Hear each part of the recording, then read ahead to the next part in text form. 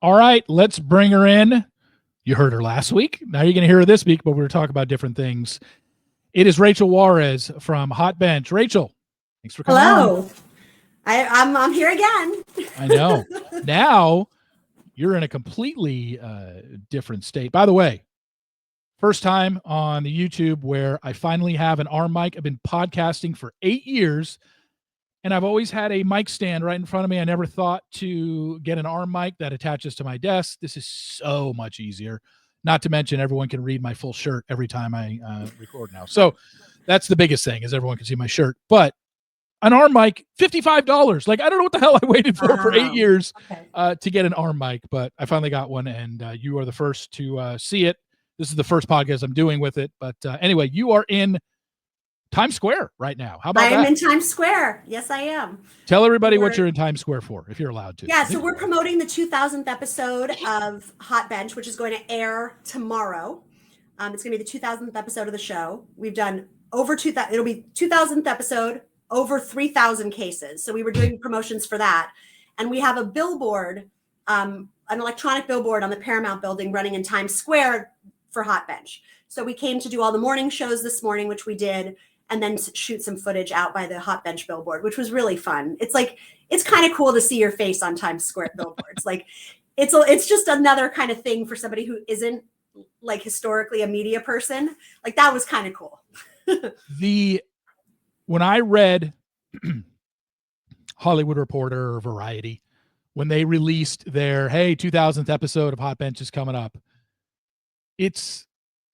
I read the description of what the case is, and it's something about somebody charging for cat service. What was it again? I already forgot. No, it's a dog. So actually, this is one of those cases that sounds really boring, but it really comes alive because these are real people and the litigants are amazing in this case. It's a woman who promised a dog that she was breeding to a friend from high school. And I guess there was a little bit of a discrepancy on how they would get it, how they would get the puppy across state lines, who was going to drop it off. They ended up, this was a dog that was selling for about $1,500. They ended up with like a $50 dispute over an airline fee, right? And neither of them was willing to pay it. So she never delivered the dog. And the friend then said, well, I'm flying out to your state and bringing the sheriffs to your house to get my dog. And she did. So it was this, it's a classic sort of, this could have been a kind of small thing, erupted into this huge, sheriffs flying across state lines to go collect a dog, a wild case. So the dispute is about the person who went to go collect the dog wants the person who bred the dog, hey, you need to pay this fee. Give her her money back. Right? Yeah, okay. To give her money back. Or I can't remember in this case whether she still wanted the dog, but she wanted either the money or the dog back. And then the woman who bred the dog wanted thousands of dollars from her for housing and taking care of this dog when she couldn't travel with it because the woman wouldn't pay the $50 airline fee. I mean, all over $50. And they both felt so strongly, I'm not paying this $50 surcharge to transport the dog, that the whole thing blew up. That's a hell of a 2000th episode, I tell you. It's going to be good. It's a good one. It airs. Well, we're recording this Wednesday, so it's airing Thursday or it's airing, yes, or airing on Thursday. So I guess today when this airs, yeah. Gotcha. All right. So I wanted to bring you on after we had you on last week to discuss everything going on with the Clayton case and Woodnick's brief in response to the appeal. We're not going to talk about that. We might have had something to talk about in the Clayton case today if Gingras would have filed his brief to the brief, I guess what it's called. I don't know what be called, but he hasn't done it as of the time of this recording. So we're just going to stick to the Justin Baldoni, Blake Lively case, which has literally taken over all of Hollywood, because I've never seen anything like this because, and I mentioned it to you in a text message. Yeah. I'm kind of surprised that it's come to this for a movie that was a summer blockbuster. Like, all the sniping that's going on behind the scenes and all the stuff that we're hearing allegedly that happened behind the scenes. If this movie, as hyped as it was, because Colleen Hoover had this book that sold to a production company and everybody was waiting for this, if it bombed at the theaters, this would make way more sense to me, that people would be upset. This is why it bombed. You wouldn't let me write this, or you tried to take over production. this was a blockbuster, and it's almost upsetting to me because I liked the movie so much. I'm bothered by the fact that, man, this sucks. I mean, it's what is your take when you've seen this? I guess before we get into the legal side of it, when you saw this story come to light as a family law attorney, what were your initial thoughts? I mean, my initial thoughts were, this sounds like a really horrible thing that she went through, and like he is absolutely terrible, because you read this complaint out of context, and it's a pretty powerful complaint. And here I'm talking about hers against him. You read this New York Times story where they claim to have all this evidence. A little bit of it is presented, but they say they've got a lot more. It makes sense that they wouldn't present it all. This sounded really bad. And it sounded like they were going to have the receipts to prove it when it came time. That was my initial thought. I didn't initially think this didn't happen, or this was just made up, or this was overblown. My initial thought was, this sounds really horrible, and I'm glad she came forward. My initial thought. And then he's been on the offensive ever since, and her side has basically just been releasing statements ever since her complaint that had some screenshots of emails and text messages.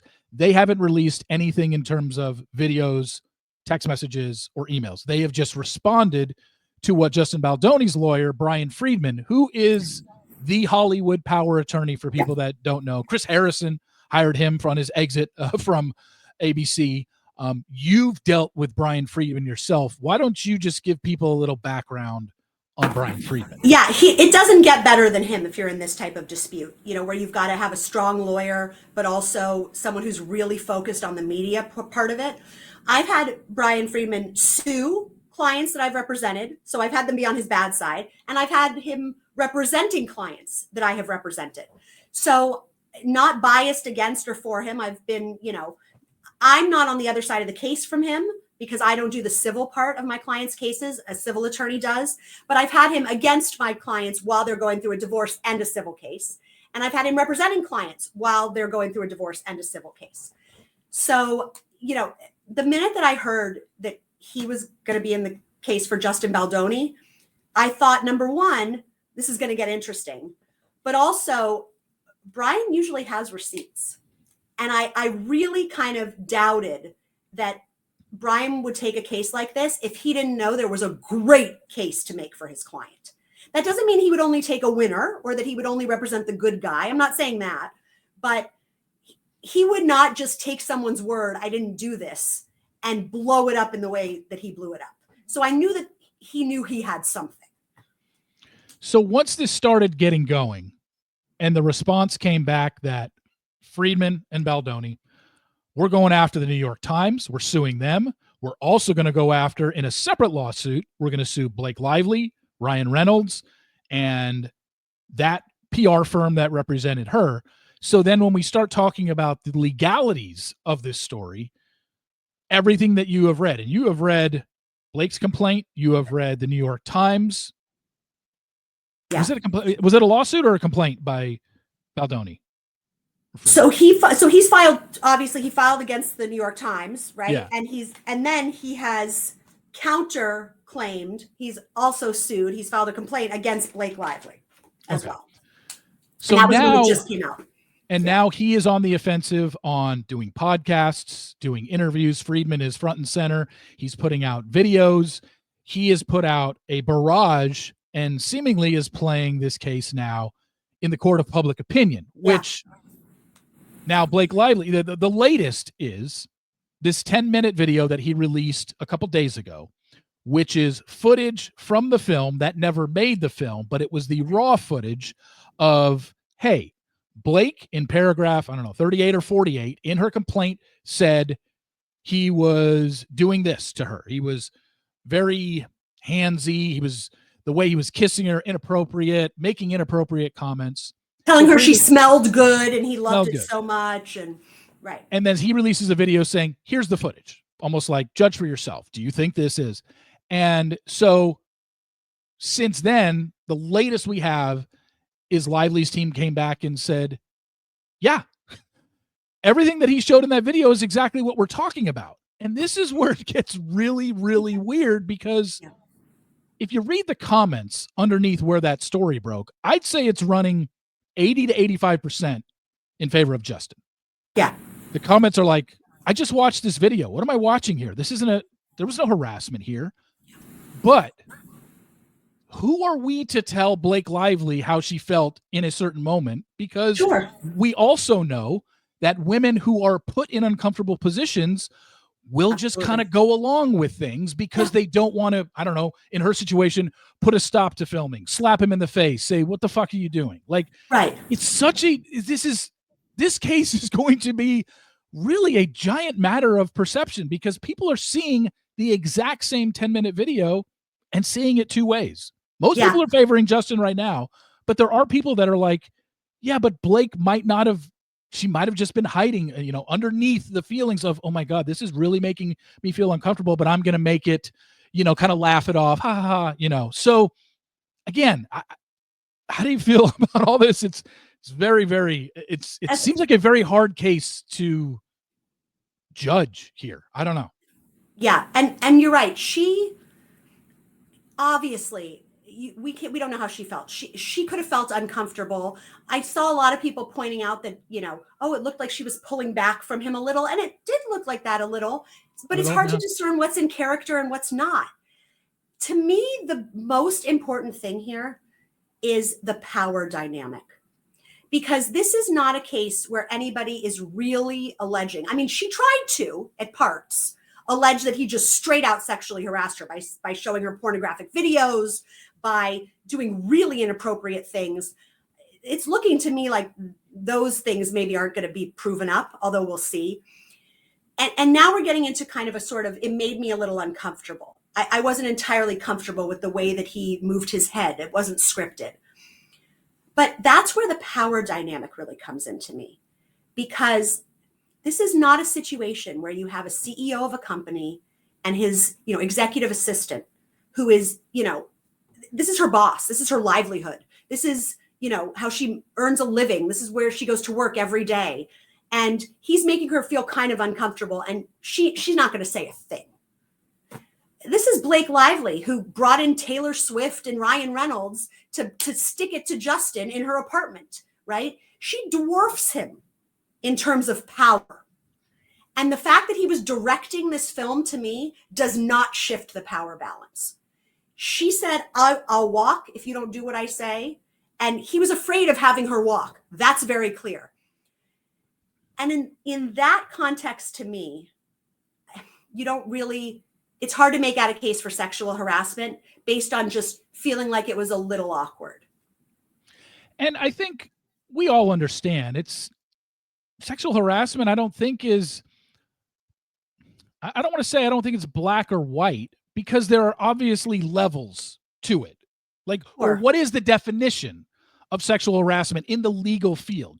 What is the exact definition, I guess is what I wish I should have looked this up before we started. There's very different types of sexual harassment. I think that's what I meant. There's levels of it, right? Yeah. And there's different kinds. Like, one type is quid pro quo. If you have sex with me, I'll promote you at work. Then there's hostile work environment, which is my male coworkers are coming around showing porn to everybody and it's making me uncomfortable. It's a hostile environment. Or they're asking us to each share at lunch our most awkward sexual experience. And that's part of the team building exercise, Then there's retaliation. If somebody, makes an advance towards you and you rebuff it, it is a form of sexual harassment to then fire them. So there's all sorts of different kinds of sexual harassment. To me, this really kind of falls into the hostile work environment type. Yeah. Because I know there were a couple allegations that really went far, but I think we're going to be more on the small stuff. And the small stuff is more like, he sniffed me in a way that made me uncomfortable. He did an unscripted kiss on the neck. And that's something, frankly, that's one of the things that I think we're going to need to hear a lot more about. Yeah. What is normal in this kind of case, right? When you have two people that are just shooting a scene where they're clearly supposed to be in love and dancing, do they really script every nuzzle with the nose? Do they really script and I'm asking that genuinely. I don't know. Yeah. And I know the whole emphasis on intimacy coordinators for sexual scenes, clearly, right? You're not going to improvise highly sexual things. But are those people really coming to set and choreographing every little, neck nuzzle? I don't know. And I think that's going to be something there's going to have to be a lot of testimony on. Yeah, this particular scene in the 10 minutes that Brian Friedman released this week, this was a scene in the movie, which we've both seen, where it wasn't, hey, this is the scene and we're just going to show you the raw footage of what didn't get shown in the movie. It was a scene where, how do you describe it? The two of them, they were using the scene as, in the movie, it's going to be shown as a montage. Yeah. So Blake and Justin, whatever you say to each other, your audio is not getting shown in this particular scene. It's just going to be your reactions. We're basically showing two people that are falling in love, and you're at a bar, you're giggling, you're having fun. Like you said, you're nuzzling, your noses are touching and stuff like that. Yeah. So like you said, this wasn't a scene for this particular scene in the script, Justin, you're going to do this. You're going to kiss her on the neck. And then we're going to show you're going to say your lines. That's not what this scene was. It was like, and that's why, like you said, it's very hard to determine, well, what is allowed in a scene where this isn't in the script? It was almost like, hey, you two need to pretend like you're in love. We're just going to take a bunch of short clips of you guys laughing, giggling, nuzzling, putting your noses together, and then that becomes part of a montage. So improvising. And it was very clear to me from watching that footage. They went back and forth as they were talking about, should we be talking or not talking? Is it romantic, more romantic to talk or more romantic to stay quiet? And that to me kind of suggests it is not perfectly choreographed. Otherwise, they would know at this moment, Blake, you're supposed to look like you're saying something. Justin, you're supposed to gaze into her eyes. That's clearly not what was happening. And I don't know if that's right or wrong. Yeah, and I don't know either. And I think with Justin here, especially the nose comment, he said, he made a comment that she talked about his nose, but that seemed to be funny banter. Like, I don't even know what to think about that comment, because it's not like she said, I don't think she was being serious when she said, did she even say make an appointment to get a nose job? Like, I don't know. Right. But to me, that does kind of support his claim that like they had a really good relationship. Yeah. If I'm working with a colleague who I feel like is sexually harassing me and he says something like, oh, look, our noses are here, I'm not going to be like, yeah, you really need a nose job. I'm just going to go hee hee, But again, just because that's what I would do doesn't mean that's what she would do. I think the biggest thing I took from the footage they released was the comment about her smelling nice, because she made it seem, and I found it pretty compelling in her complaint, that all of a sudden this, they're supposed to be in character, and he like sniffs her and goes, you smell nice. And that sounded pretty creepy to me. Absolutely. But when you watch it, they're talking about her spray tan, and she says, oh yeah, sorry, like about my spray tan. And he says, oh, I think it smells nice, right? Because I think a lot of people are surprised, I was the first time, that a lot of the spray tans smell very nice. It was not, to me, a like lewd or, sexual comment. She was talking about her spray tan. He said, oh yeah, the spray tan kind of smells nice. Very different from how she described it, I felt like. Yeah. When I read the complaint, my first thing was, this guy's done. Like, they're a powerful couple in Hollywood. I don't want to say he's a nobody. I mean, he was on the TV show Jane the Virgin for like 100 episodes. But I didn't know Justin Baldoni before. I'd never heard of him until this. Never. And neither had I. And when I read the complaint, I'm like, he's done. And then you start hearing what he has to say, and it's like, okay, well, let's back it up with evidence, just like she needs to back up some of the stuff in her complaint with more evidence than she presented in her original complaint. And they claim they're going to do that if and when this thing goes to court. And my whole thing was, as an aside, hold on, because this is so important from a legal perspective. Everybody should know, complaints do not usually contain evidence like this. And this is a perfect example that both sides are playing to the media, right? 180-page complaint that puts in the text messages that you're going to prove your case based on. That's not how you do a complaint normally. It's not wrong, but a complaint is usually a pretty dry document. He said she looked X. That made her feel uncomfortable. That's the basis of our allegation for this. It does not usually have, this salacious language and evidence. And so it's very different from a normal case in that it's so clear that both sides wrote these complaints to be press documents, not just court documents. I think what's interesting is when this first came out, I was like, wow, he's in trouble unless he's got some evidence to back it up. And when I read her complaint and I read her specifics about where she felt harassed, I was like, well, if this is true, he's in trouble. Yeah. Then Justin releases that video, and I sit there and watch that video the other day, and I'm like, to me, almost 50-year-old man, this doesn't seem like harassment to me. But on the flip side, I'm not going to dismiss Blake Lively's feelings. I can't sit here and say, Blake, come on, get over it. I'm not going to tell her how to feel in a situation like this.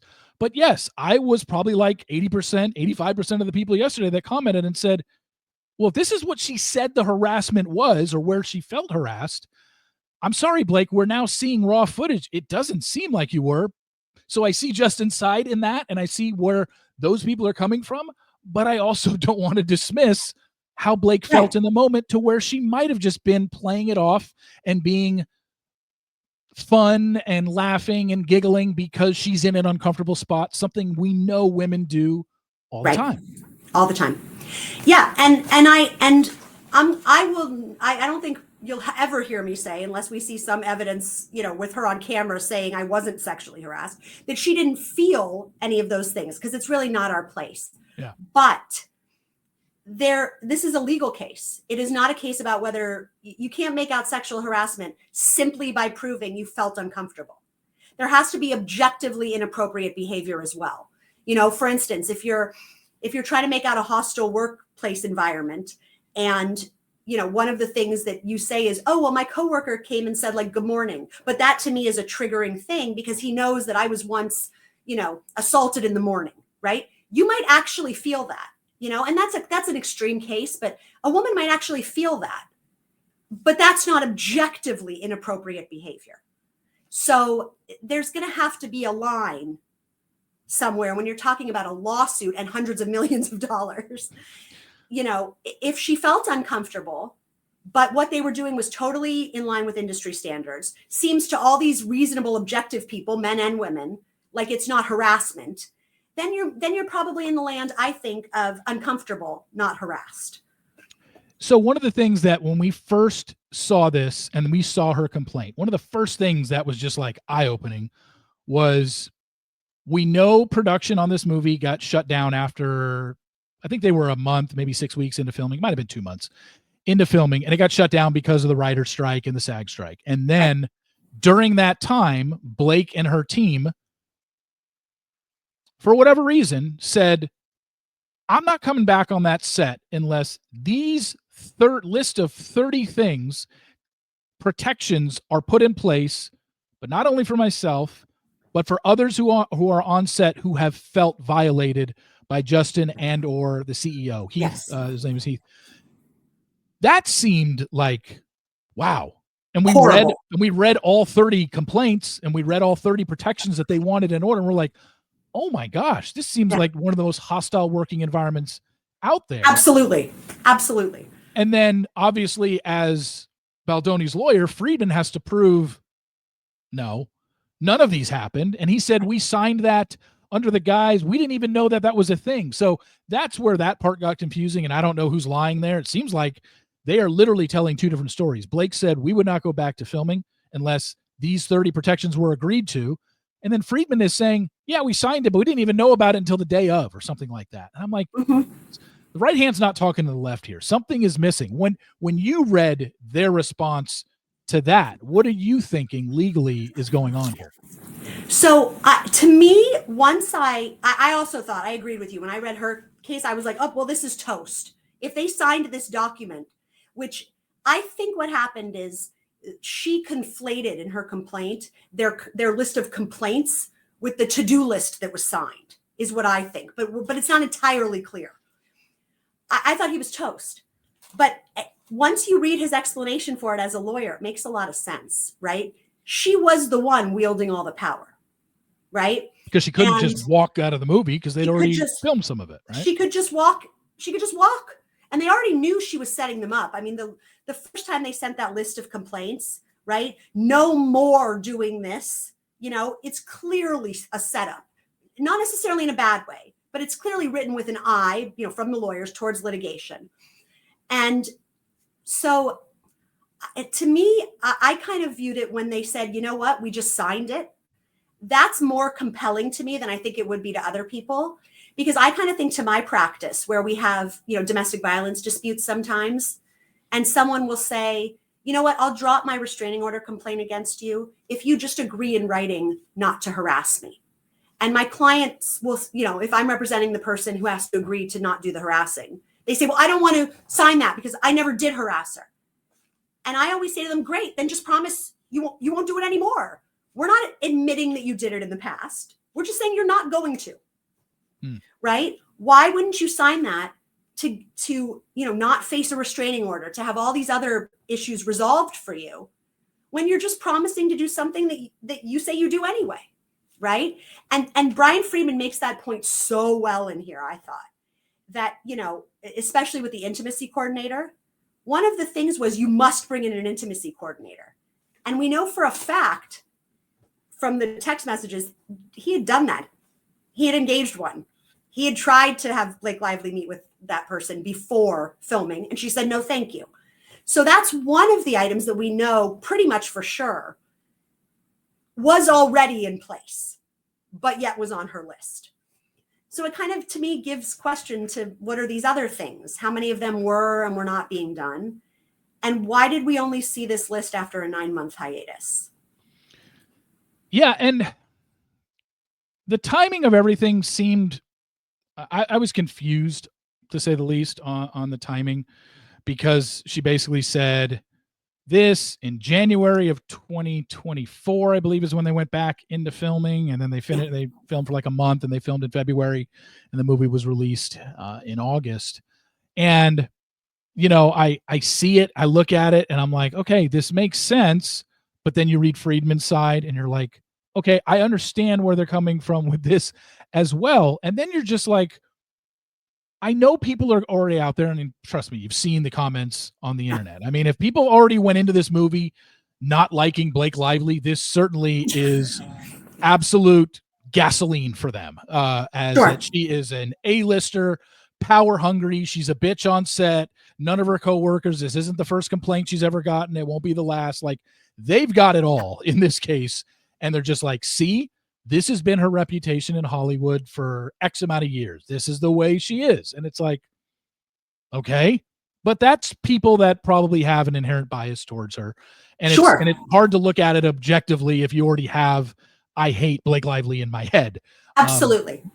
So when you see it playing out now in the media, which then got brought up by Blake's lawyers yesterday of, hey, we know Bryan Freeman now is like, we want to establish a website, and we're just going to throw every video, every email, every text message, every correspondence between these two on a website. So you can all just judge for yourself if you think this woman was sexually harassed like she says she was.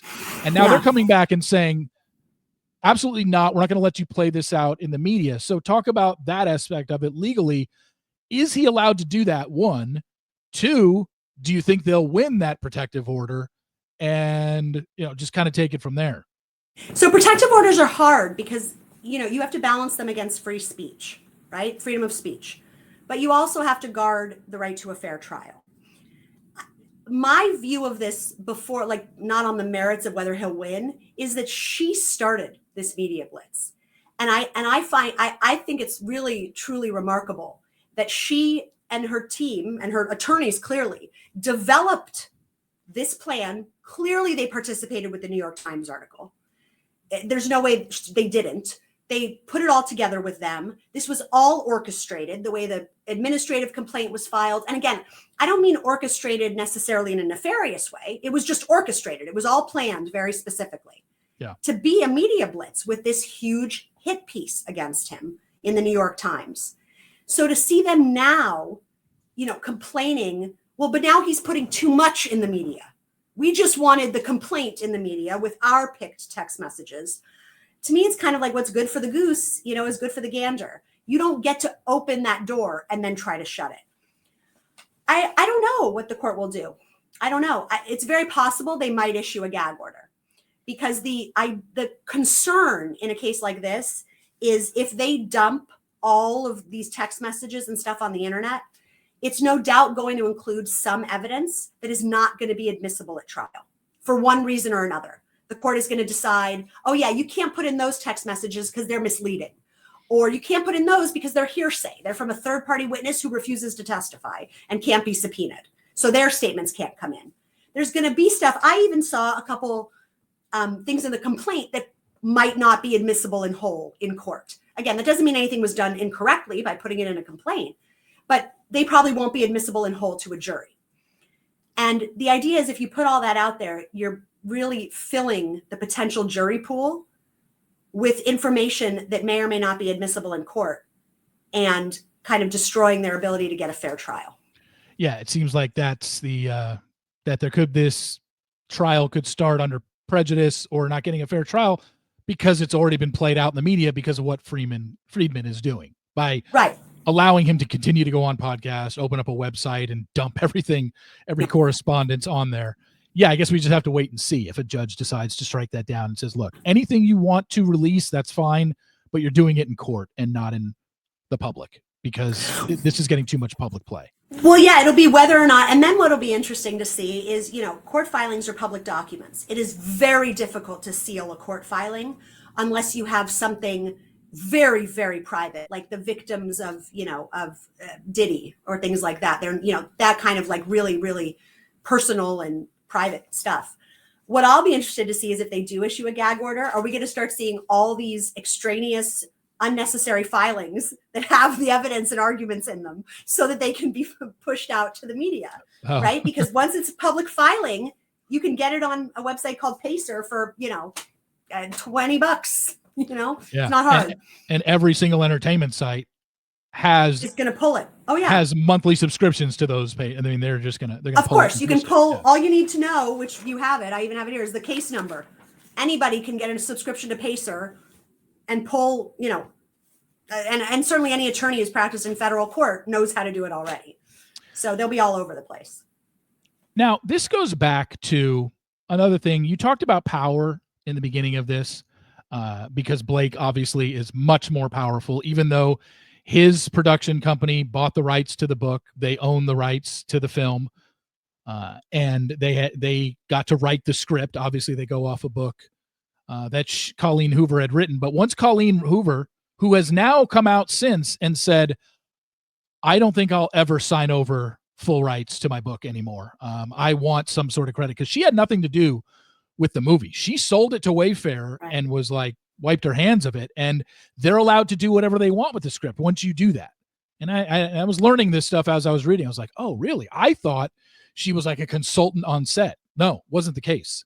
They bought the book and they can do whatever they want. Obviously, they wanted to stay as close to the script as possible. And from people that have read the book, I've gotten that, yeah, they pretty much stayed as close as they could within the span of a 2-hour and 15-minute movie versus a 400-page book. Obviously, you can get into way more detail in a book, but she obviously had more power because of who she is, who she's married to.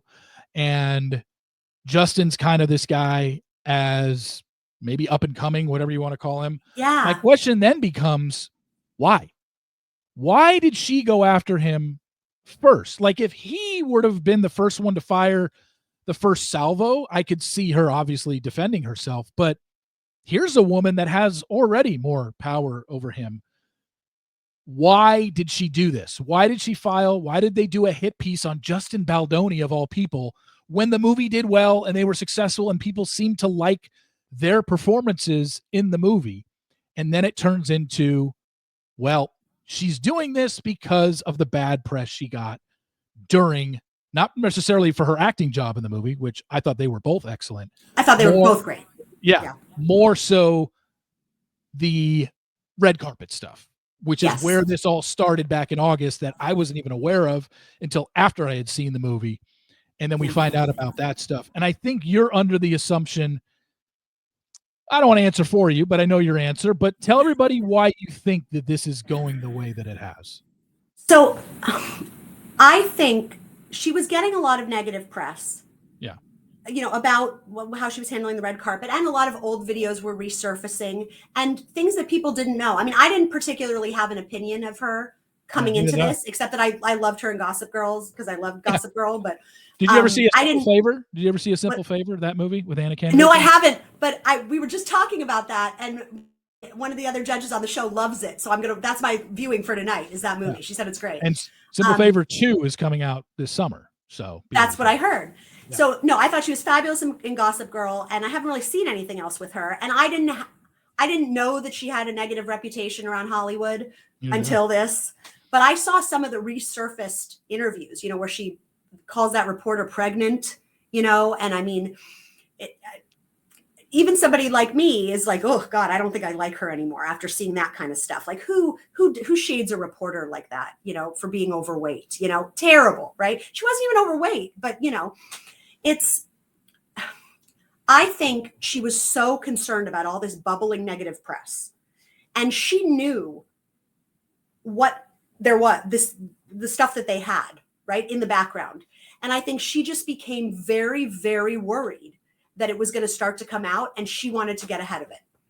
And I think she may have very well believed, and we don't necessarily know for sure, but I think she very well may have believed that he was behind a lot of that stuff coming out, that it was part of this astroturfing, whether or not it hit as hard as she thought it did, because it kind of just bubbled up and then went back away. It was not like it's not like she was slammed through the media. But I think she really couldn't stand the negative press, and maybe thought he was behind it, and maybe thought something more was coming. When this all came out and after I saw the movie, I started getting everything that showed up on my For You page in TikTok. Not everything, but when I'm scrolling TikTok, I all of a sudden, it's like, why am I seeing 8-year-old videos of Blake Lively in a reporter? So that made me think. And then when I saw her complaint that his team put a smear campaign behind it and they were the ones that were pushing out these videos, I was like, shit, maybe they were, because I had never seen a bad video about Blake Lively in 8 years. Yeah. Like, why did an 8-year-old video start resurfacing on my timeline when I had never been researching Blake Lively? So I guess there could be something to it, that they knew how to push out old videos, but it doesn't change the fact of what happened in those videos. And it's still a matter of perception. Do you think she was being mean to her? Was she rude? Was it just sarcastic and flippant? I mean, there's just so many ways to look at it. And I'm just like, sometimes I thought she was being a little flippant. Sometimes I thought she was being flat out rude. And sometimes I thought people are taking this way out of line. I think she has a lot of, it sounds like Ryan's humor is rubbing off on her, because he seems to do everything in character and is so dry, sarcastic in every interview that he does, that almost she decided to go that way with hers. But when honestly, when a woman does it, it doesn't come across the same way as when Ryan does it. That's the problem. It comes across as rude. When Ryan, it's a double standard. Yeah. When Ryan Reynolds is sarcastic to a reporter, everyone thinks it's funny. When she does it, she's a bitch. Right. That's true. I mean, but for a pregnant woman to look at another woman and say you look pregnant, that's horrible. I mean, but I do agree with you that some of the videos where it was like, look at this horrible thing that she said to this person, I was kind of like, oh, that doesn't sound like it was maybe the nicest thing anyone's ever said. But I also am not seeing it unless you're someone who already hates her and is looking for something to complain about. But I will say that I think one of the most devastating things for her in the complaint that they filed against her was showing the omitted text messages, and particularly the ones that she put in with his publicist saying, like, good job planting these stories. Thanks, I'm the best. And then they omitted the next texts where they said, obviously I didn't plant it. And their whole conversation was so tongue-in-cheek, so clear. Isn't it funny I'm getting credit for this even though I didn't do it? That to me is horrendously misleading. Yeah. Because maybe she did really feel that the comment about how she smelled was, an uncomfortable comment. Maybe, and maybe it didn't play that way to us, but maybe it did play that way to her. But they just absolutely took text messages out of context and as far as I'm concerned, basically lied about what they said by deliberately omitting that this was being said sarcastically. And that to me makes you lose credibility on the rest of the stuff. Because when I see it in black and white, that you're framing these text messages that were clearly sarcastic in a very direct and truthful way and omitting the sarcastic texts, that's really problematic to me. Yeah. And I think a lot of the things she took a lot of heat for during all this was, how are we going to present this movie? Yes. And that's where a lot of the heat started coming in, because she, in certain interviews, like, again, this comes down to perception. There were certain interviews where she was making it seem like, grab your girlfriends, grab a bottle of wine, wear your flowery dresses, and go watch a chick flick. And that's certainly not what this movie was at all. And then there were some where she did an interview and she would be asked about Lily, and she would say, this is a movie about hope. This is a movie about, hey, you can make it out of a situation that maybe you thought you never could get out of. You've dealt with DV survivors. Yeah. You've seen both of the ways that she presented it. And yeah, there were some bad ones out there, but there were also some ones where it's like, okay, I see where she's presenting it. And that kind of goes into, it seems like there was a giant miscommunication, even though now her side is saying Sony wanted her to promote it this way, and maybe she didn't have a choice, that's what she had to do to promote this movie. It definitely wasn't a chick flick. You shouldn't have been saying, go get your girlfriends and a bottle of wine and wear your flowery dresses. But I do understand her saying, hey, this is a movie about hope, where he was promoting it as, I want to promote this as a domestic violence movie. And that just seems to have, obviously a negative connotation to it. There's no positive that comes out of domestic violence. So it's like, what would have been the right way to promote this movie? I don't even know. No, it's tough. And I definitely, I hear the criticism. And there were a couple clips I saw of her promoting it which were kind of like, ooh, a little cringy. Yeah. But and I also understand the argument about pushing out her alcohol brand at a time when, it's very well known that the majority of domestic violence, and especially physical violence, occurs with some alcohol involved. But that's also kind of a nuanced thing. I mean, I don't think that is so egregious. No. That, and that's what's so troubling to me, is I think if she had just let it lie, let it lay, don't do anything, I think it all just kind of would have been over. It would have been a successful movie. She got some bad press, but certainly nothing that like was on my radar. I didn't, somebody who, reads a little bit of entertainment news, but is not, hooked to it. I hadn't even seen any of the criticism or any of the talk about, bad things going on behind scenes, or nobody doing press tours together. And I think she jumped the gun. I think she thought, this is going to get worse. And when we were kind of talking about this, and I was just like, I wish it wouldn't happen between them, because I would have liked to seen a sequel, but I guess we're not going to get any more. Doesn't seem like there's any way these two are working together. I think that's the other argument. I didn't understand that one quite as well. I think we may have to see more, but that's clearly the other argument they're setting up here, is that, she wanted to wrest control of the sequel away from him and ensure that, and, if she sets him up as a perpetrator of domestic violence, who's falsely labeling himself as a hero of survivors, he ain't getting those rights. He's not going to be involved. She'll get, creative control over it.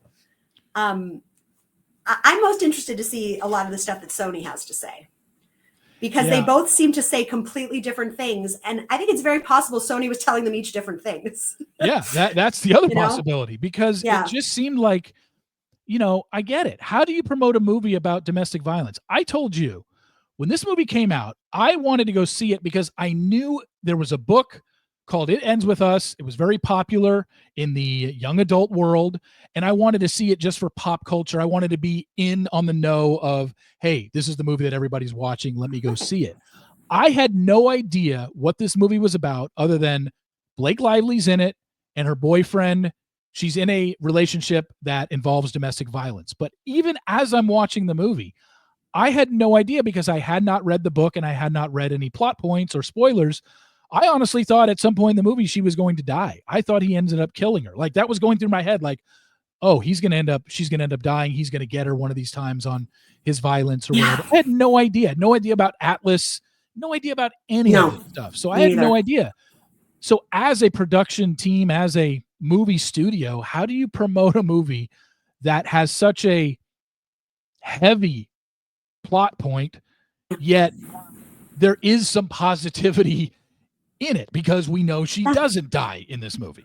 Right. I totally thought that was what was going to happen too when I saw the movie without any background of the plot. I thought you said you thought Atlas might be the one to end up killing. Or that, you know, so I kind of thought what they were building to was she saved Atlas's life when he was younger.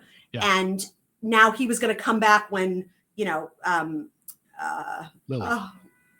Who the man's name? Oh, Ryle. Ryle, thank you. That he was going to come back when Ryle was like really seriously beating on her and save her, but himself be sacrificed. So he in return saves her life and gets her out of that was kind of what I thought they were setting up. But it ends much more innocuously than that and sort of hopefully and kind of contrary to the normal tale of domestic violence. And I also have seen a lot online that they really did play down the early domestic violence in the movie, that it's much more obvious in the book that she understands that she's a victim of domestic violence. Whereas when I saw the movie, those first two clips, and I now know they were designed to be that way, I thought they were totally accidents. Like, you know, the hot pan, you know, he goes, and he throws the hot pan because it burns his hand, you know. And then the slipping on the steps, I thought it was like, she slipped. Trying to grab her, and she slipped. So it was kind of interesting for me to see that in the book, it's like a lot more red flags building up, as opposed to kind of the more revisionist history they tried to do in the movie. And then in the promotion of the movie, we also, this whole thing with Justin, this is where it started back in August. They're promoting this movie. Colleen's on the red carpet. Blake and Ryan are on the red carpet. Everyone else is on the red carpet. And Justin, we find out, is in some cellar somewhere with his family. And we're just like, wait a second. Why isn't the director of the movie and the co-star of the movie not promoting the film with Blake Lively? And that's where it all started. Everyone said something is off here. And then Colleen unfollowed him on Instagram. Blake unfollowed him on Instagram. And it's almost like, okay, I understand now why they didn't walk the red carpet together, because she probably said, he harassed me on set. I don't want to be near this girl. Absolutely. She refused. She refused to go to the premiere. That seems like it's true. And that's a lot of what bothers me about their emphasis on this power dynamic. I mean, when you have a woman in the workplace who's being harassed by a boss and she's a subordinate, which is what they kind of make Blake Lively out to be, she doesn't get to lock her boss in a basement and come up with 30 demands of what her boss must do for her to return to work and put him in a basement and then have her nice day in the office and then let him out. Because that's contrary to the power dynamic. She has to accede to it, and I'm not saying that you know, Blake Lively should have acceded to it or anything like that, but it shows that she had the power in the situation. He's in a basement, you know, and that is not the power dynamic you normally see in these power-based sexual harassment claims, which is what they're setting it up as. The director of the film, her boss, they keep saying, what do you do when your employer is harassing you? Well, Blake Lively could have walked off set and been fine. You know, this was not, you know, a mother of four, you know, a two-income household who needs this job in order to put food on the table. She could have walked away. Doesn't give anybody the right to harass her. But it really, to me, shifts the narrative of the power dynamic. You talk about the mother of four thing, and one thing that's been brought up a lot from her complaint and then Justin, hey, we're refuting this and here's why, is the whole breastfeeding issue. Yeah. And this was interesting because she says in her complaint, he walked in on me breastfeeding, made me feel uncomfortable. He shows text messages where she says, I'm in my trailer breastfeeding, come on in when you want. And he says, okay, you know, finishing up lunch here, we'll let you know when I'm on my way or I'll be there. Right. But then again, you can look at it another way of maybe that was one time. And because he was allowed to do it one time, that doesn't necessarily mean he's allowed to walk in on her when she's breastfeeding every time. So again, a matter of perception. Absolutely. Yeah. And actually that was really interesting to me because she claims he walked in on her while pumping. Yeah. And that she was in a state of total undress. That may have been the case, But there are also breast pumps now that just fit in a bra. You could have like I could be pumping right now and you wouldn't even know it. I'm not. But where you're completely covered up, nobody would even, they're silent.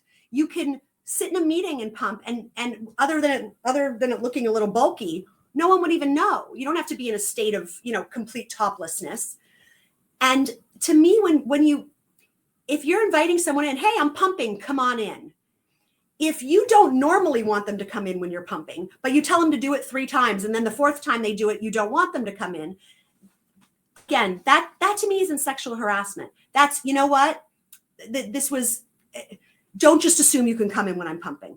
That's not cool. It's a comment. Would it have been a little inappropriate to just assume you could come in the 4th time? Of course, right? Because you should ask every time.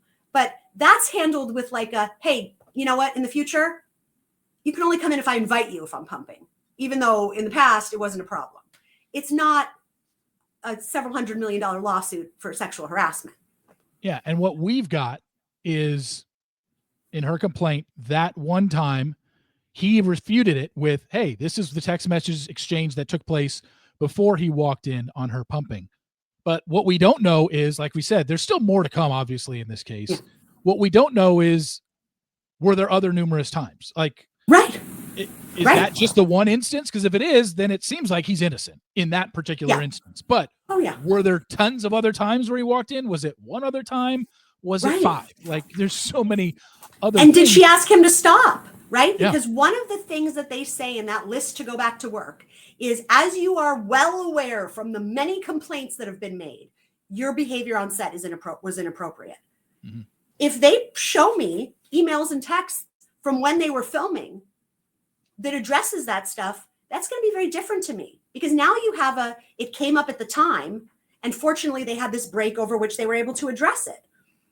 But it's going to be a real problem for me to just see that, as you know, there were these repeated problems with you on set, but they have no paper trail to prove that.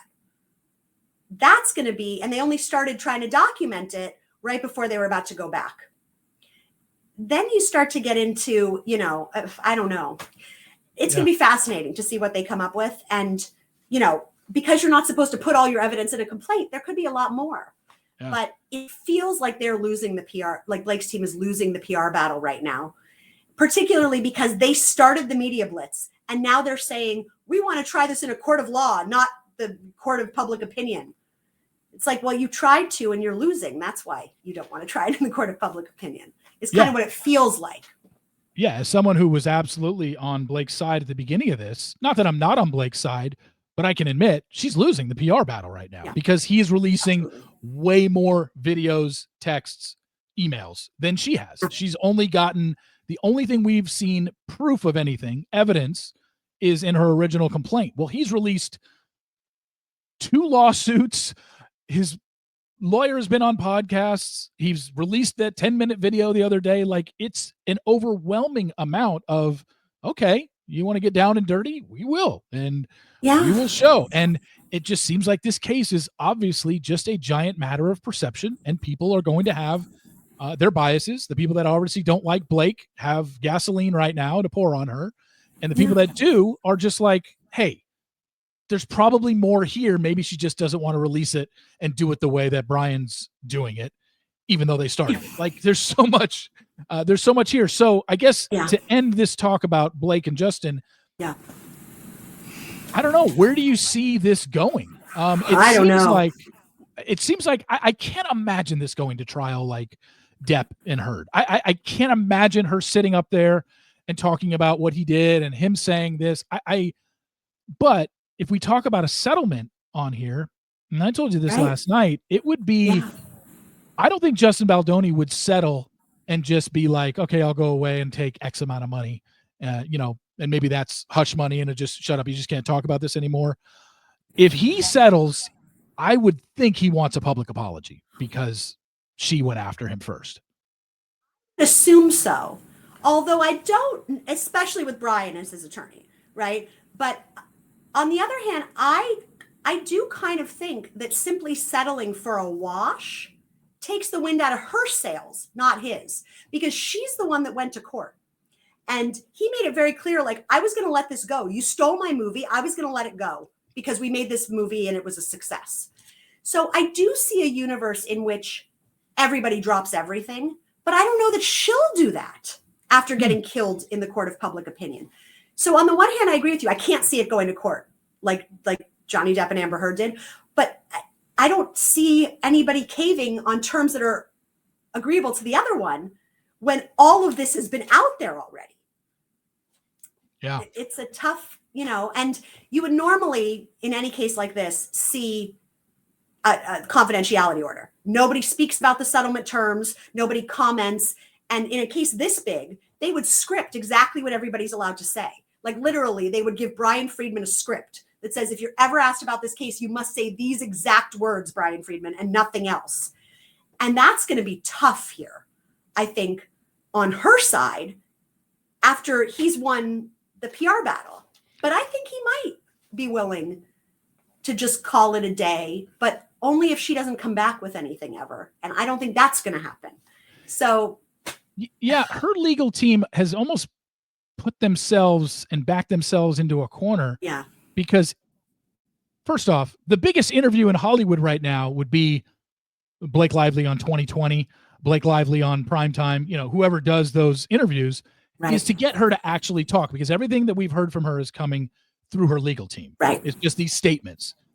We have never heard her sit in front of a camera and say, this is exactly what happened. This is the way I felt and all that. That would be the biggest thing. But her lawyers have literally just said, this guy's playing in the court of public opinion. She can't now. It would be, she could, I guess, but it'd be very hypocritical based on what they just wrote, unless they come out and say, he's not stopping, so screw it. We're going to do interviews now. Right. Although they're never going to put her out there. I don't think. I can't They imagine. will not let her do interviews. That's the right call, by the way, because there's a difference between releasing footage and letting your client take an interview, right? Very different. But also from the history, I think they know she's going to have an Amber Heard problem in terms of how she comes off. I think we know in the court of public opinion, people don't like how she comes off in these interviews. A lot of people love her, on and off the screen. She's a fantastic actress. I thought she was wonderful in the movie, but we know that a lot of people don't care for her interview style, how she presents herself. They think she comes off like a mean, entitled girl. And I don't see her acting her way out of that in an interview. It's kind of like the Amber Heard problem, Yeah, I really wonder where this goes for. And the other thing is, as we talked about earlier, Simple Favor 2, I believe, is coming out this summer, or maybe it's early 2026.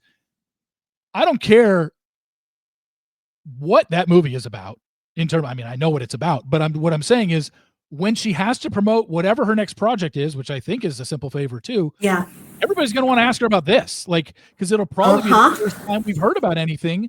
Yeah. And it's going to be very, I guess, obviously when she walks the red carpet, she's going to have some media person standing right next to her that's probably going to tell everybody who's about to stick a microphone in her face, you are not allowed to ask about things with us. We are here to promote Simple Favor 2. You can't bring it up, but it's also going to be like, okay, well, that sucks. Yeah. That's another. We don't get to hear, but we don't get to hear what we want to hear.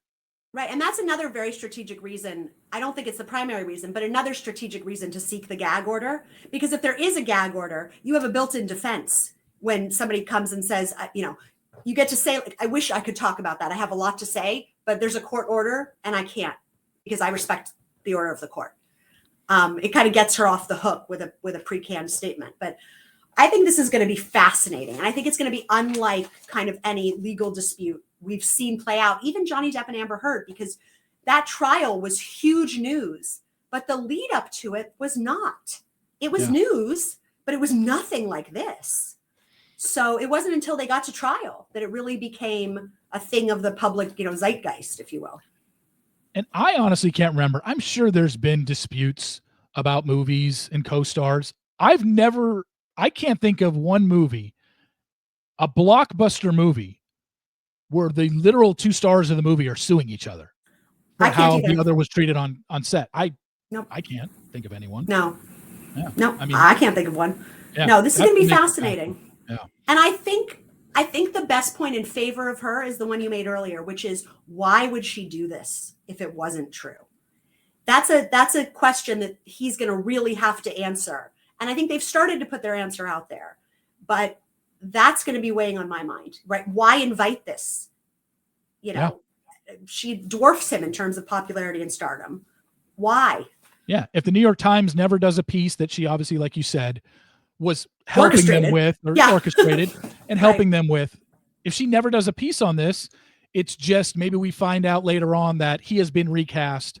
I remember one interview he did do on the red carpet, not with her, but he was asked, how'd you like directing the movie? Oh, it was great. And then he actually specifically said, I think Blake should direct the next one.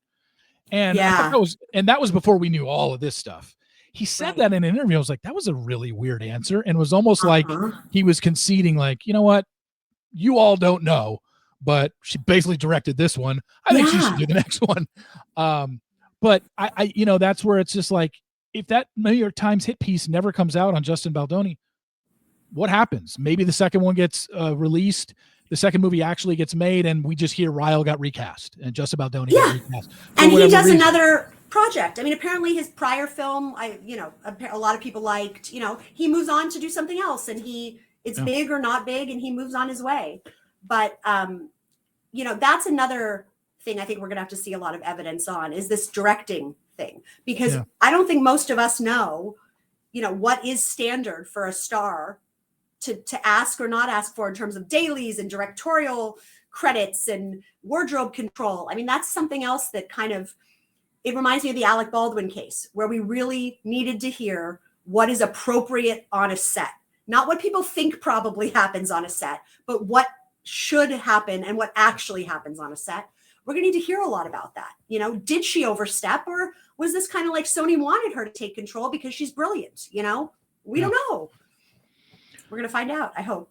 Yeah, this case is, I don't think it's settling anytime soon, but then again, I can't see it going to trial. So yeah, but it'll be every single thing. Anything that's filed is getting out and is front page on all the entertainment sites. So yeah, we will be following it. I wanted to end this talking a little bit about the Rachel Lindsay, Bryan Abasolo divorce settlement.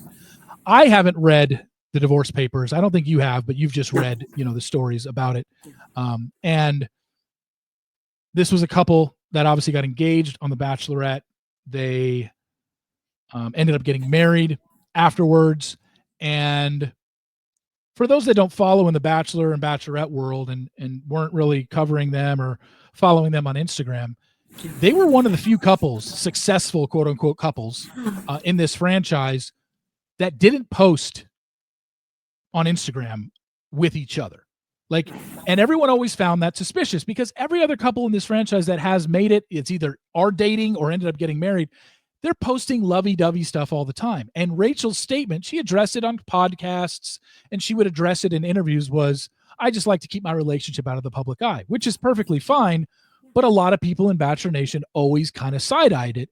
Well, then we find out at the end, when this is divorce papers are filed and everything, she basically said, yeah, we didn't have much of a relationship. That's why I essentially didn't post. And I was kind of basically lying to everybody when I was saying, like, oh, we just kept it out of the public eye. No, you didn't. You kept it out of the public eye because you apparently didn't like each other.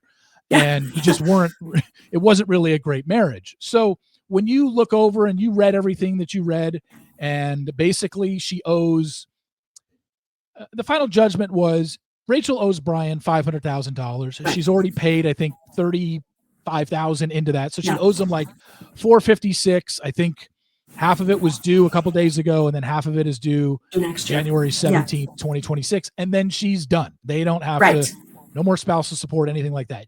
Family law better and how this stuff works, and payments and spousal support. Number one. So was he extreme in asking for what he wanted? Number two, do you think the judge was fair? He asked for $16,000 a month. She was offering $10,000, and basically the judge settled in the middle. Is that normal? And then three, what is your whole take on what you've read about this couple and their divorce? Right. So first of all, the spousal support system in California surprises a lot of people. It's the most frequent thing when people come to my office to say they're getting a divorce, and I say, here's what's going to happen. It's the one that often makes people go, what? Are you kidding me? And in California, there's two different types of spousal support. There's temporary spousal support, which is what you pay during the divorce proceeding. And then there's permanent support. It's not always permanent. It's usually not permanent, but that's just after the proceeding is done. Temporary support is really supposed to preserve the status quo. So it's basically the person earning the income gives not close to half of it to the other person while the divorce is pending. So it's based on numbers, right? Particularly in the temporary stage. You put some numbers into a calculator and it spits out what you're supposed to pay. I think gender played a huge role in how people felt about how much he was asking for, because they saw a man asking a woman to pay spousal support, which I think hits people the wrong way, as opposed to a woman asking a man. I think it's kind of, it sits the wrong way with some people, and they're not used to seeing it. But that most likely was based on income numbers that were really not disputed. And they each put in their own, versions of the numbers, and the truth was somewhere in the middle. So I think he was probably asking, he was, I guess, $3,000 higher than the court awarded. That's pretty reasonable, and her being only $3,000 lower is pretty reasonable. They each advocated, it ended up in the middle, pretty common. So I'm pretty sure that the equalization payment that she owed him, the $500,000, is largely a buyout of spousal support, right? Because that's all she's going to be paying him. And it doesn't appear there's any support orders going forward. And especially for a short-ish marriage, which they had, a lot of people who end it bitterly and are not going to be paying spousal support for all that long anyway, the thought of writing a monthly check to them, to the other person, every single month is horrific, right? The thought of having to, here we are a year past the divorce, and I'm working and I'm turning over 40% of my income every month, So this just is a one-time payment and gets it out of the way. And my guess is that she also probably owed him for some things that, people don't really think about when they're married. Like if she owned the home that they lived in prior to marriage, it was her separate property. But if she was paying off the mortgage with her earnings, she's going to owe him reimbursements for that. So, which are things kind of people don't think about. So I think that the lump sum was probably a combination of these reimbursements that he was due and spousal support buyout. So she didn't have to sit there and write the man a check every month. If they didn't come to this $500,000 buyout, how long would those $13,000 a month and change spousal support checks have gone on for? Is it half the time you're married? Is that? Yes. I could be wrong about that. So they were married for 4 years. Is it? So she would have had to do that for 2 years?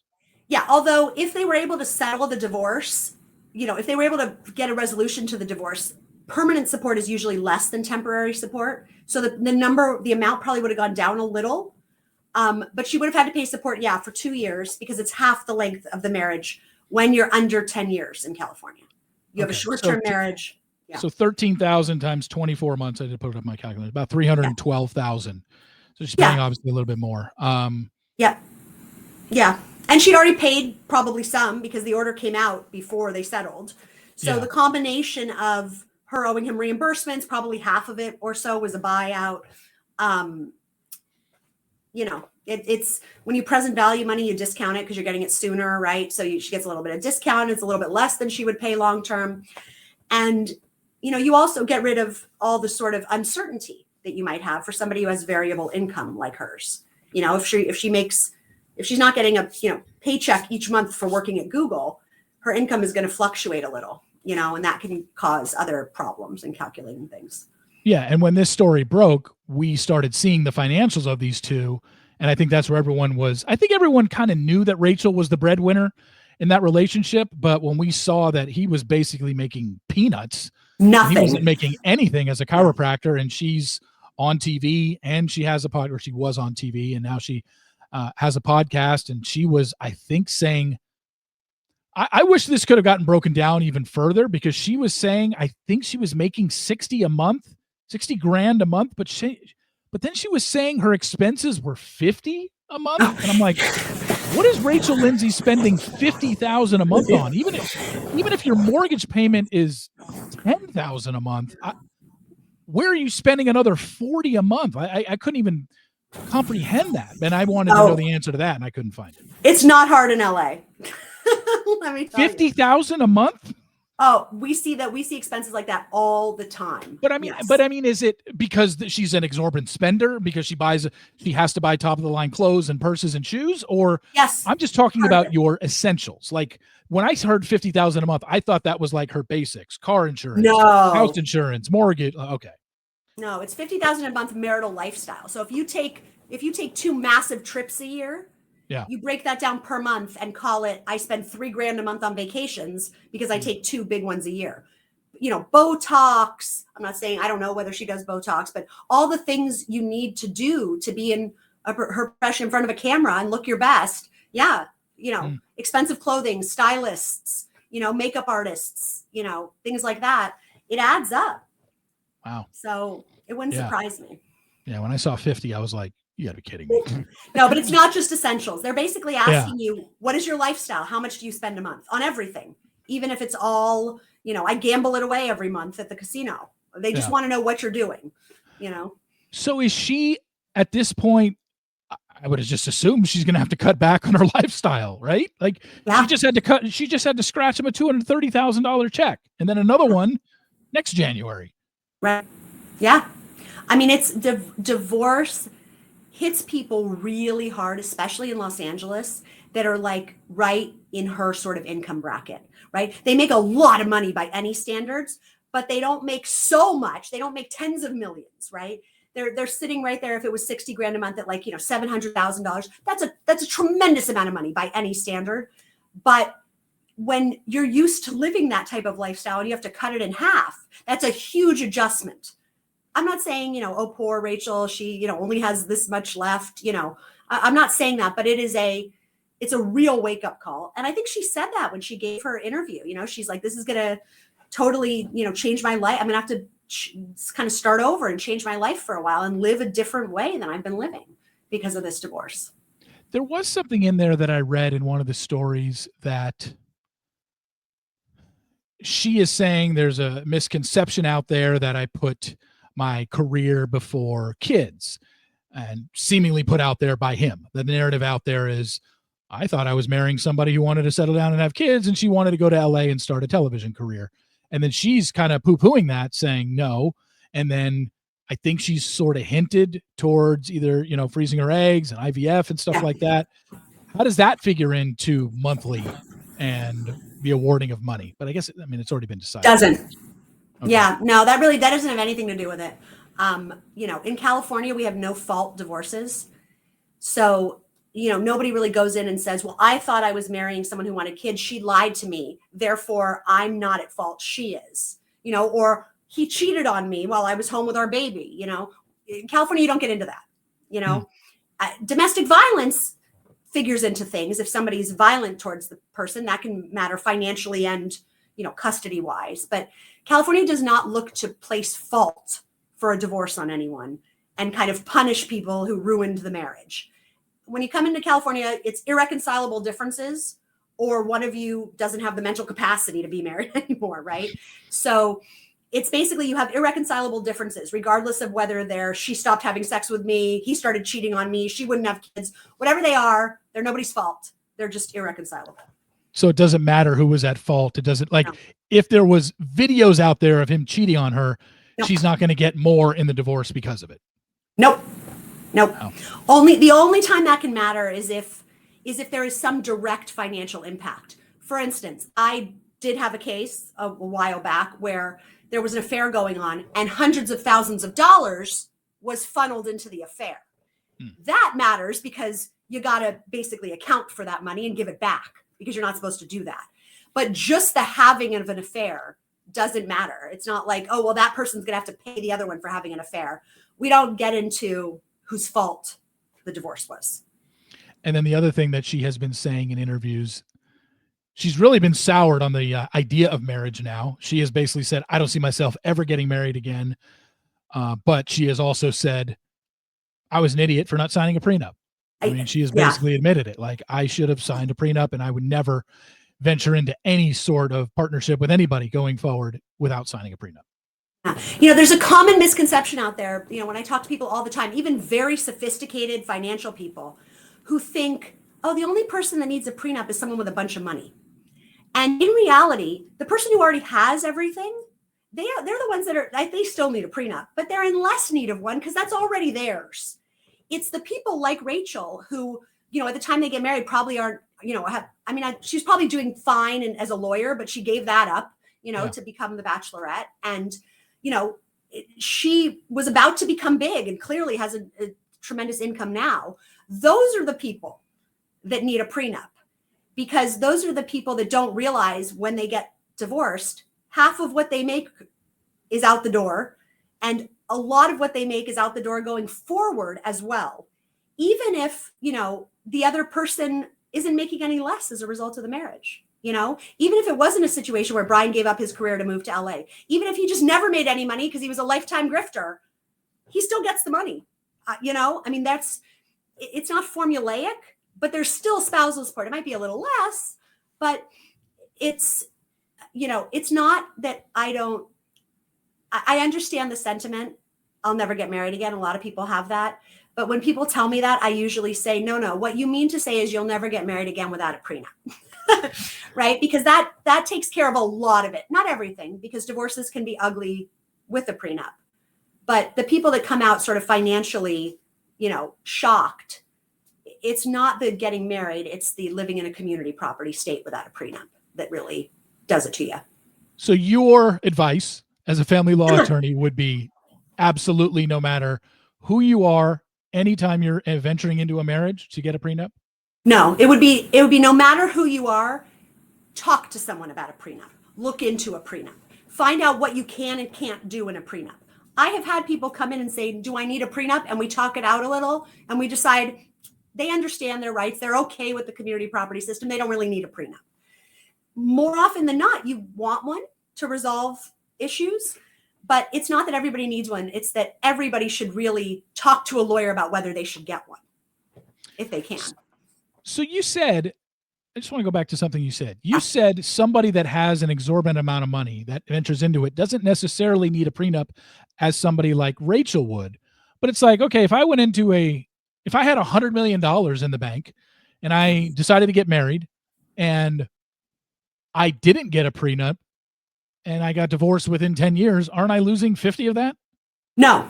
So if you have $100,000, if you come into the marriage with $100 million in the bank, you can establish it was already there, it was already in the bank. That is your separate property. And unless you do something like, enter into a written document transferring half of it to your wife, that stays your separate property. Now, sometimes there can be issues with proving you had it all, but anything you come into the marriage with in California stays separate as long as you keep it separate. It doesn't automatically become half someone else's. It's the people that really explode during the marriage, where everything they've earned during the marriage is community property now, even though only one of them was an earner and the other one was arguably not really doing anything to support anybody except existing. That's because that's really what she alleges, is he just kind of did nothing. So in that situation, if you came into the marriage with 100 million and during the course of the marriage you made 400 million, you would lose 200 million. Yes. Basically, but you'd have your 200 million that you made during the marriage, but you'd still have your 100 from earlier. In broad strokes, yes. Yeah. It depends on where you made the 200 million from. If you made it like from a rental property that you owned before, then it's yours too. If you just went to work each day and earned it, then, and if you have $100 million before the marriage, you need a prenup. Yeah. But it's not the fact of the prenup that makes that stay yours. That's just regular old California law. So it's the people that are going to be doing more and going to be making more during the marriage, going to be starting a business. If Rachel started a loan out company, that's half his. It doesn't have much value, but maybe he'll argue it does. Those issues become so complicated and they shock people who come in for divorce, even people that are very sophisticated, financially, very sophisticated, legally. They just have no idea. Is California in the majority or the minority when it comes to their divorce laws? So I think it's in the majority as a community property state, It's at least around half, meaning that it's 50-50. There's other states like New York is an equitable division state, which, is sometimes the same, sometimes different. It's not necessarily everything is 50-50. And there are other schemes too, other than those two. California has some of the highest support that you usually see in terms of spousal support, but these are all kind of generalities. So, interesting. Yeah, it's fascinating. I mean, this is a whole different discussion for another day, but it's, the system in California is very interesting, and people just don't know about it, which is why if you're getting married, just learn about it. Just talk to someone about it. Go online and read about it, because people have no clue really financially what's about to happen when they get married. Well, two great topics to talk about. I'm sure you'll be on in the future once Gingras files his response to Woodnick's brief. We're getting that. I might just do that that might be a quick one, because like you and I talked about it. I don't really think there's going to be anything major, even though he says, fireworks are coming. It's like, really? Your fireworks? It's probably like a sparkler. Yeah, you and I talked about that, because reply briefs, you're just supposed to be responding to what the other side has just said. So there really shouldn't be fireworks. Yeah. Because anything like explosive should have been in your opening papers. You're not supposed to like throw amazing stuff in at the end. So what Gingras will do in this reply brief is go over the cases that Woodnick cited in his reply. Correct. And just be like, I don't think this applies to us. I mean, is that what he was basically doing? Okay. Yeah, he'll go over the cases. He'll say, like, he argues that, federal law shouldn't apply in Arizona, but I think it should, and here's why. Things like that. It's basically directly responding to points made in Woodnick's briefing, not kind of bringing up new points or, repeating what he said in his opening brief. But again, it always goes back to this fascinating idea that Gingras seems to be the only lawyer out there that thinks that the Rule 26 was not applied here, correct? Was applied. They think it was the only basis for sanctions here. Yeah. And he just doesn't see that sanctions could have been awarded on those statutes that we had gone over in the last video. Why he doesn't see that, I don't know. Like I said, could be ego, could be hubris. I don't understand, but he's the only person that thinks there's no other way Laura should have been or Clayton should have been awarded $150,000, and I don't get it. I'm baffled, but I think that's who he is. I think he's the guy that like is going to go against the grain, and if the 1% comes to fruition and he wins, he looks like the biggest hero, and if not, he's just the same place he is now, which is nowhere. Yeah. So. Well, it'll be interesting. Obviously, we'll be following it and bring you on the daily roundup a couple of times. Just do a couple audio interviews once it is up, and if anything jumps out at us. But I have a feeling it's not going to be a whole lot of much. But again, Rachel, thank you for taking time out of your media blitz tour. Everyone check out Hot Bench today, the 2000th episode, where we get to see a case about a dog being transported over state lines. I can't wait. I'm recording this one. It's a good one. So, Rachel, thanks again for coming on. Really appreciate it. Thank you.